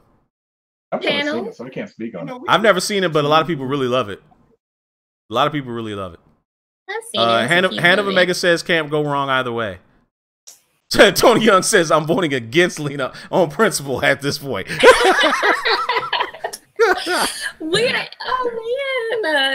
Anthony Mentor's like Love Actually for the boot up. What's up? Y'all forgot about Iron Man 3. That's a Christmas movie. Absolutely not. We're not doing this. We're not doing that. The Mandarin automatically disqualifies that movie. I will not have it on this list. No, I will not. No, he did not. I will never forgive him for that flip. No, I think not. Tanita says that Sharita and her are the only sane ones. I might agree with you. Love Actually is garbage. So are we doing Batman? Or are we doing being sane is a curse? No, see, wait now. If we're going strictly off votes that's in the chat, then Love Actually is cleaning Batman's clock. I'm sorry. Well, you guys on the panel haven't voted. I'm the only person that voted. I can't vote. I haven't seen that movie. Well, hush. I am. You're still outvoted. You're still outvoted. How am I outvoted? I did Love Actually. Okay, see, Hand of Maker said Love Actually. Oh wait, no, you're not outvoted, right? But it looks like. So but see, wait, you said Love Actually in the chat against your girl. In the chat right now. I mean, But you said, but you against your girl. Okay. We don't agree with it. We don't agree all the time. So basically, those two are outvoted, and everybody else says Love Actually should be on the list as number 7. Is it Batman or is it Love Actually? Everybody in the chat vote right now. Like literally, just say Love Actually or Batman. That's it, and we'll count them up right now. We'll count them up. Fast and the Furious movies during Christmas. Stop it! Just stop it! Just stop it! Just stop it! Just stop it! Stop. Tanita says she hates you. Love Actually from Alice. Okay. Love Actually from Michael. I already know because he's going to say it. Actually love. Sharita says Batman. It's Love Actually. Tanita, it's Love Actually. Yeah. Not hate. Chris Kingsbury says Batman. Love Actually, 1, 2, Batman 3. Returns. We actually no longer friends. Yo, breaking up friendships around here. Batman for Tanita. Batman That's 3 for the win. No, wait. Wait. Q says 4. Johnny says 5. Wow, look at this. Batman's actually coming out. Crisley Jones over in Twitch says Batsy. Whoa. Okay. So, Batman for the win. I'm writing it down. So let it be written. So let it be done. So it sounds like Batman is beating Love Actually. I'm actually kind of sad because I'm with. But I mean, but I'm actually kind of sad because I think Love Actually kind of. You did. How did I start it? I didn't put Batman on here. We had a solid list, and you just said, "Does anybody want to change anything?" You did this. I blame you, sir. I blame you. But wait, Love Actually wasn't on the list before. We had a solid list. We had a solid list of 7. So okay. So read off the list right. Wow. Anthony Mentor saying number 8. Damn, we might as well almost do 10 now. Shoot. No, we're done. So it's Scrooge, Home Alone, Die Hard, The Grinch, Gremlins, Batman Returns, and Nightmare Before Christmas. Oh no, those are our films. I feel like Love Actually. We need to have some. Ken, it's done. Christmas Chronicles. What? No, I feel like, man. As an honorable mention, Christmas Chronicles. What about Christmas anime? Yeah, they brought up Tokyo Godfathers. There's got to be more than just that. I'm sure there is, but I can't think of any. Didn't they do like a Grappler Baki Christmas? No. No. No, they did not. I don't recall that. No, they did not. No, they did not. A very berserk Christmas? No, definitely not. What, Griffith gave Guts some another traumatic experience? Exactly. During the downfall? No, I don't think so. Man. So man, hold on. How y'all forget about a very Once Upon a Deadpool? I believe you left that off the list. Oh man, I don't think we're talking about that movie because it couldn't even beat hilarious. It couldn't even beat Aquaman on a Thursday screen on one night screening in the box. It wasn't supposed to. It was a re-release. It was a re-release of a movie people have already seen. It was a cash grab, have fun joke. So, Chenier, really? Look, you know what? Who saves Christmas? No, you know what? Head Omega said Goku saves Christmas. Wow. So wait a minute. So stop. So Sharita said it too. So we really gonna leave Love Actually off this list. We have solidified our list, sir. There ain't no wiggle room. There ain't no wiggle room to put. It's hard for a movie you've never even seen. Because I feel like that a movie of that type deserves to be on this list. It can go under honorable mentions. We have okay, that's fine. How about that? Can we throw in one? Can we throw in an honorable mention for Love Actually? It is our honorable mention. And also for no, nothing else. For Nightmare Before Christmas. Nightmare Before Christmas is on the list. Oh, really? Why are you not paying attention? I am paying attention. What are you talking about? I am paying. No, you're not. Hashtag not my list. You're right. I got some Gringotts gold though, so I'm awesome. I don't know, man. That's a perfect paperweight. Oh man, it's been a long show. We've had a lot of fun though. Honestly, it's been a lot of fun. Alice. I tried too, Alice. I really did. Don't be mad at me. I tried really hard. These people came out the woodwork and voted Batman in, and you know how I feel about the Bat. It's too much damn Batman already anyway. So, but anyway, but guys. That's a good one. It's a good one though. Whatever, dude. Whatever. She appreciates it. No, you know I got you, girl. Anyway, so this is going to be our last show for the year. We're going to take a break for Christmas. We'll come back after the new year. So make sure you follow us here on our Culture Junkies channel. We're going to get ready to, go and watch Love Actually, Anthony Mentor. I need to watch Fifth Element first, man. So I'll get right on that. I'll get right on that. Yes, thank you, Fallen Marvel.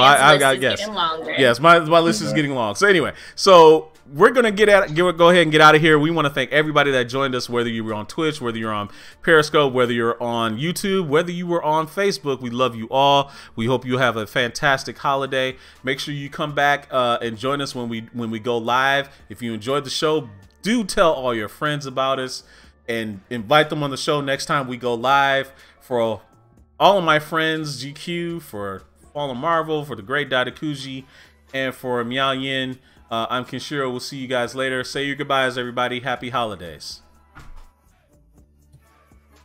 Peace. Bye. Love you, love me. Bye. See you later. Bye, Rosie. Merry Christmas. I'll see you guys later. See you on the other side. Peace. GQ, you old softy. Bye, Rosie. Merry Christmas. Ain't you sweet? Ain't you sweet? Bye, everybody.